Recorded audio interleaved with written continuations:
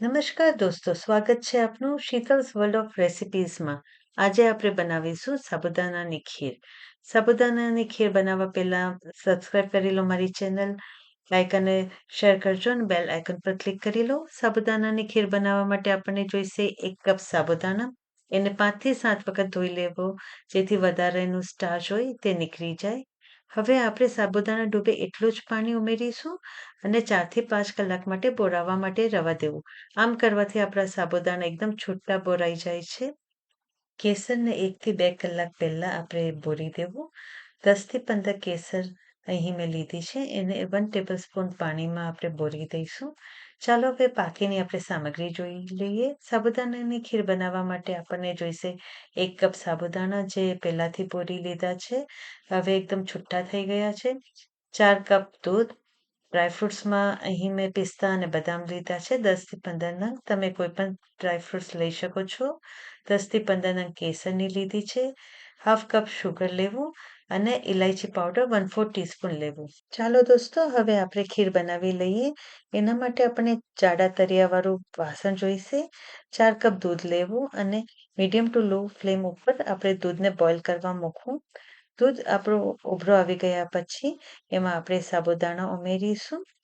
સાબુદાણા ઉમેર્યા પછી ધ્યાનમાં રાખવું કે સતત હલાવતા રહેવું, નહીં તો સાબુદાણા નીચે ચોંટી જાય છે. સાબુદાણા થઈ ગયા હોય ત્યારે ઉપર આવી જાય છે, એટલે આપણને ખ્યાલ આવી જાય કે આપણા સાબુદાણા થઈ ગયા છે. આ સમયે આપણે અંદર કેસરવાળું પાણી જે બનાવી રાખ્યું હતું તે અંદર ઉમેરીશું. કેસરવાળા પાણીથી આખો રંગ પણ બદલાઈ જાય છે અને સ્વાદ પણ બહુ સરસ આવે છે. સાબુદાણાની ખીર આપણી ઓલમોસ્ટ તૈયાર થઈ ગઈ છે. તમે જોઈ શકો છો, પરફેક્ટ કન્સિસ્ટન્સી છે. જાડી પણ નથી અને પાતળી પણ નથી. આ સમયે આપણે ડ્રાયફ્રૂટ્સ ઉમેરી દઈશું. બદામની કતરણ અને પિસ્તા ઉમેરી દેવા.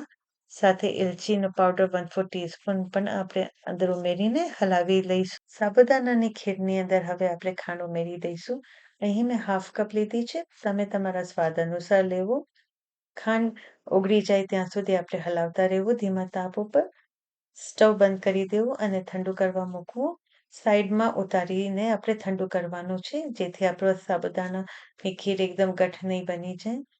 1 થી 2 મિનિટ માટે વચ્ચે વચ્ચે હલાવી દેવું.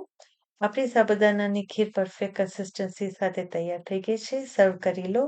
એને ડ્રાયફ્રૂટ્સ વડે ગાર્નિશ કરી દો. ફ્રેન્ડ્સ, મેં જે પણ ટિપ્સ તમારી જોડે શેર કરી છે તે ફોલો કરીને સ્વાદિષ્ટ સાબુદાણાની ખીર હવે તમારી ઘરે બનાવી શકો છો. જો ખીર ઘટ થઈ જાય તો એમાં થોડું દૂધ ઉમેરી દેવું. ફ્રેન્ડ્સ, નવી નવી વાનગીઓ માટે સબસ્ક્રાઇબ કરી લો મારી channel Sheetal's world of recipes. Like અને શેર કરવાનું ભૂલશો નહીં અને બેલ આઇકન પર ક્લિક કરી લો નવા નોટિફિકેશન્સ માટે. આવજો દોસ્તો.